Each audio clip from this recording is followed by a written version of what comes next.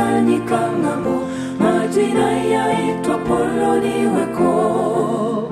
Majina yaitwa Polo, majina yaitwa Polo, majina yaitwa Polo, majina yaitwa Poloni weko.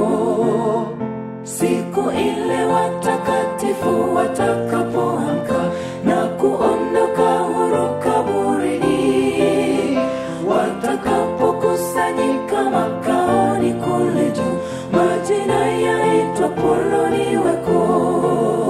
Majina yaitwa Polo, majina yaitwa Polo, majina yaitwa Polo, majina yaitwa Poloni weko.